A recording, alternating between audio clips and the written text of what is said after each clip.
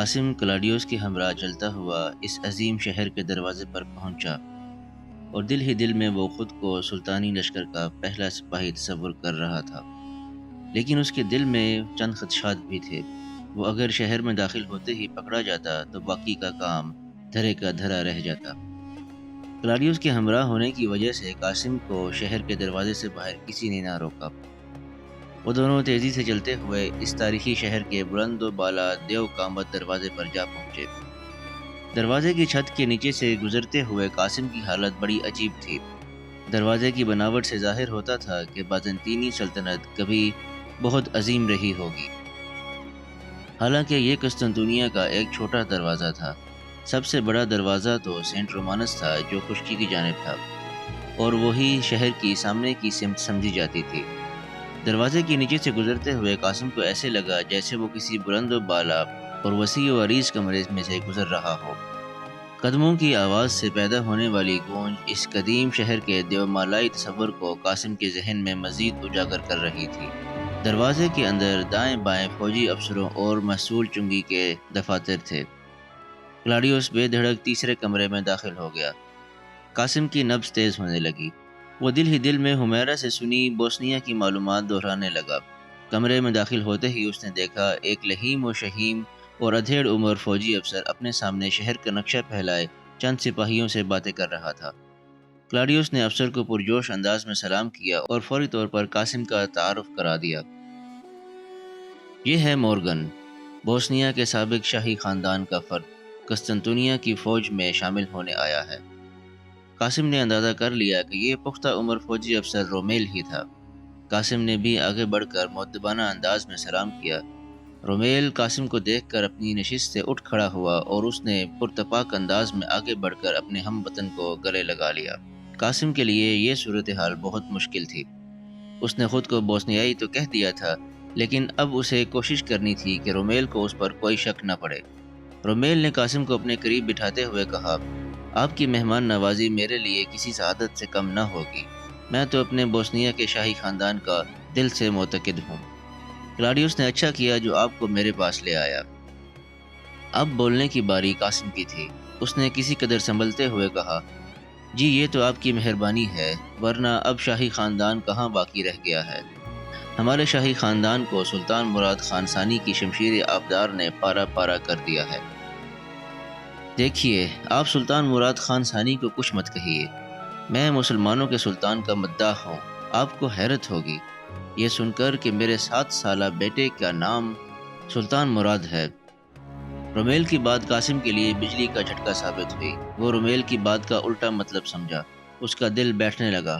اسے یوں لگا جیسے رومیل کی گہری آنکھیں قاسم کو پہچان چکی ہوں، اور اسی لیے رومیل قاسم کے سامنے سلطان مراد کا نام بار بار لے رہا ہے تاکہ قاسم کے دل کا چور پکڑ سکے۔ وہ بری طرح سٹپٹا گیا کہ اب رومیل سے کیا کہے اور کیا نہ کہے۔ رومیل قاسم کے چہرے پر ہونے والی تبدیلیوں کا بغور جائزہ لے رہا تھا۔ یہ بات قاسم کی مزید گھبراہٹ کا باعث ہوئی، اور عثمانی سلطنت کا یہ تجربہ کار جاسوس زندگی میں پہلی بار اپنے آپ کو چوہے دان میں پھنسا ہوا محسوس کرنے لگا۔ رومیل قاسم کی حیرت بھانپ چکا تھا۔ کچھ دیر خاموش رہنے کے بعد وہ پھر بولا، ارے آپ تو گھبرا ہی گئے میری بات سن کر۔ آپ فکر مت کیجیے، میں مسلمانوں کا جاسوس نہیں ہوں، خداوند یسوع مسیح کا ایک سچا خادم ہوں۔ اب قاسم کو مکمل یقین ہو چلا تھا کہ رومیل اسے پہچان چکا ہے۔ وہ خود کو کیسر کی قید میں تصور کرنے لگا اور قید ہونے سے پہلے ہی فرار ہونے کے منصوبے سوچنے لگا۔ لیکن اچانک رومیل کی ایک اور بات سن کر اس کا ذہن پھر بھٹک گیا، اور وہ گو مگو کے عالم میں گرفتار ہو گیا کہ رومیل کے بارے میں کس زاویے سے سوچے۔ رومیل نے کہا تھا، آپ مجھے غلط مت سمجھیے، میں نے اپنے بیٹے کا نام سلطان مراد کسی اور وجہ سے رکھا ہے۔ آپ کی طرح دوسرے لوگ بھی میری اس حرکت کو پسند نہیں کرتے، اسی لیے میں اب اپنے بیٹے کو سولٹن کہہ کر پکارتا ہوں۔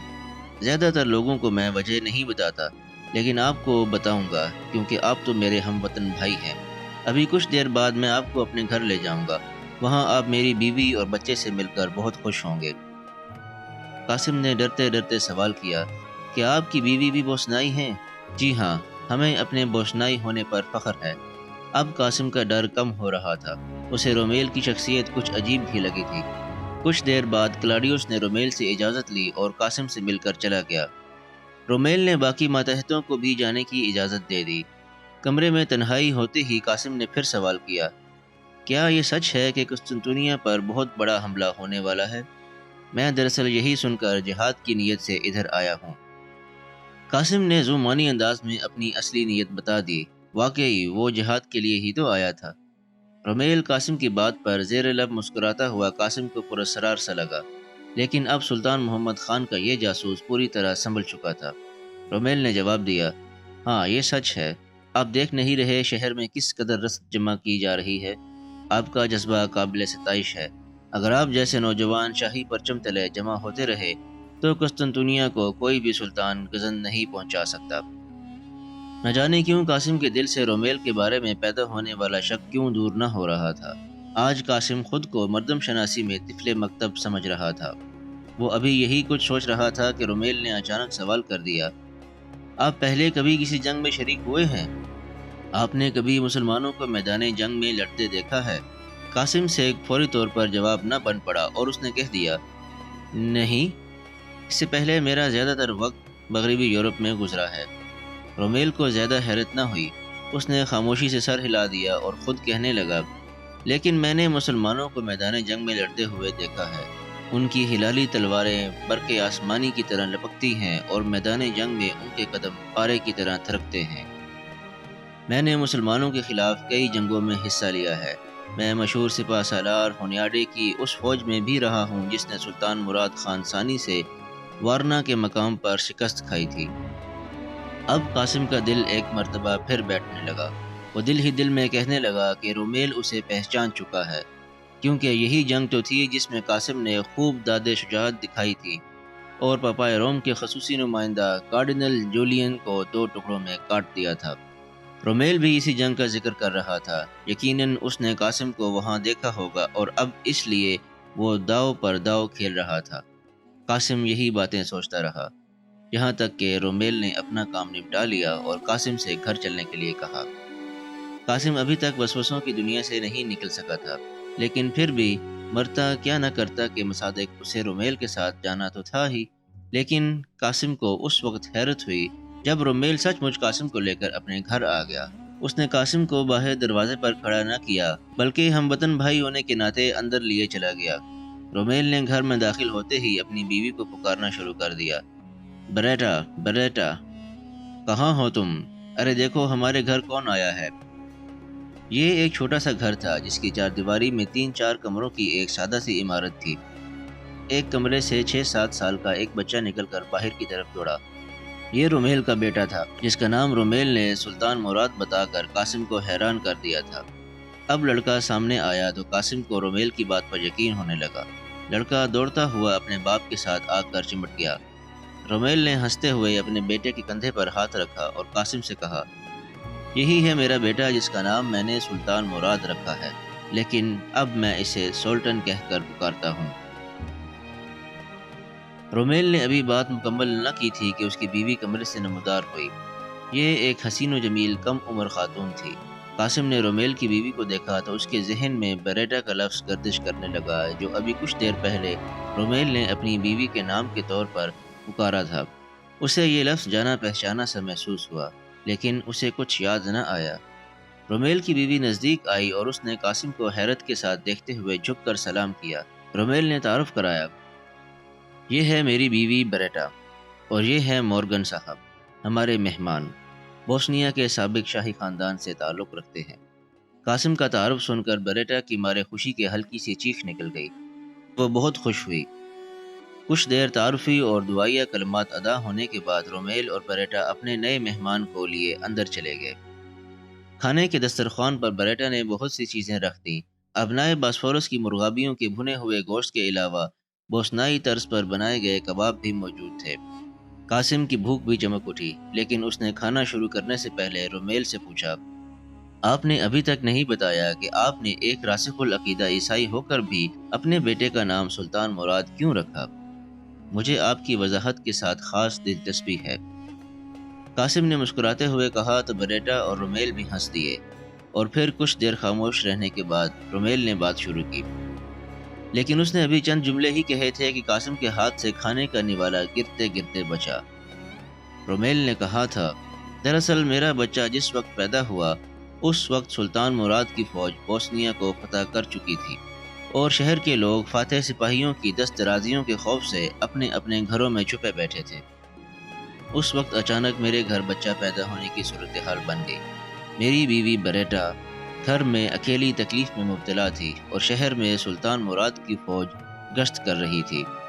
اسی اثناء میں عثمانی فوج کے کچھ سپاہی میرے گھر کے قریب سے گزرے اور انہوں نے بریٹا کی کراہیں سن کر اس کی بروقت مدد کی۔ اس طرح نہ صرف میری پیاری بیوی کی زندگی بچ گئی بلکہ میرا اکلوتا بچہ بھی صحیح سلامت اور زندہ رہا جو اس وقت تمہارے سامنے ہے۔ بریٹا کو اس وقت اس سپاہی کا نام تو یاد نہیں تھا، اس لیے اس نے مسلمانوں کے بادشاہ سلطان مراد کے نام پر سولٹن کا نام تجویز کیا۔ میں اس وقت ہونیاڈی کی فوج میں تھا۔ رومیل کی کہانی قاسم کے لیے لرزہ انگیز تھی کیونکہ یہ تو اس کی اپنی کہانی تھی۔ وہی تو تھا جس نے بوسنیا میں ایک چلاتی ہوئی عورت کی مدد کی تھی اور وہیں تو اس کی ملاقات حمیرہ، مریم اور عباس سے ہوئی تھی۔ قاسم قدرت کے اس حسین اتفاق پر دنگ رہ گیا۔ کھانا اس کے حلق میں پھنس رہا تھا اور مارے حیرت کے اس کی بھویں سکڑ چکی تھیں۔ اسے احساس ہوا کہ رومیل نے دروازے میں سچ کہا تھا اور وہ بلا وجہ رومیل پر شک کر رہا تھا۔ اس نے بریٹا کو غور سے دیکھا، یہی وہ عورت تھی جس کی قاسم نے بروقت مدد کی تھی۔ اس دن تو قاسم اسے دیکھ بھی نہ سکا تھا کیونکہ یہ تو بیمار تھی، اور پھر قاسم نے سولٹن کی جانب دیکھا۔ وہ قدرت کے اس عجیب کرشمے پر بار بار حیران ہو رہا تھا۔ قدرت نے اسے کس موڑ پر بریٹا اور اس کے بچے سے ملوا دیا تھا۔ قاسم کی حیرت دیکھ کر رومیل پریشان ہوا اور کہنے لگا، مورگن، گھبراؤ مت، ہم نے صرف اپنے بچے کا نام رکھا ہے تاکہ ایک محسن کا احسان چکایا جا سکے۔ ہم مسلمان تو نہیں ہوئے، تم کیوں پریشان ہوتے ہو؟ رومیل نے پہلی بار قاسم کو تم کہہ کر پکارا تھا۔ قاسم کو یوں لگا جیسے اس کا بڑا بھائی طاہر بولا ہو، کیونکہ رومیل کے لہجے میں تلقین کی جھلک تھی۔ قاسم نے رومیل کو غلط فہمی میں مبتلا ہوتے دیکھا تو فوراً کہا، نہیں نہیں، ایسی کوئی بات نہیں، مجھے تو خوشی ہوئی یہ سب کچھ سن کر۔ آپ نے اپنے بچے کا نام سلطان مراد رکھ کر بہت اچھا کیا۔ میں تو صرف حیران تھا عثمانی سپاہیوں کے کردار پر کہ وہ مسلمان ہو کر بھی اور فاتح ہو کر بھی اس قدر اعلیٰ اخلاق کے مالک تھے۔ مسلمانوں کو دیکھنے کا میرا شوق اور بڑھا دیا ہے آپ نے۔ قاسم کو واقعتاً خوشی ہوئی تھی۔ اب وہ ان لوگوں میں اپنائیت محسوس کر رہا تھا۔ اسے اپنی بیوی حمیرہ یاد آنے لگی جو لازمی طور پر بریٹا کی شناسہ رہی ہوگی۔ عباس اور مریم ہی تو بریٹا کے پڑوسی تھے۔ مریم اس وقت قاسم کے بڑے بھائی طاہر کی بیوی تھی۔ قاسم ان لوگوں کے ساتھ جلد گھل مل گیا، لیکن اس نے اپنے دل کی بات دل میں ہی رکھی۔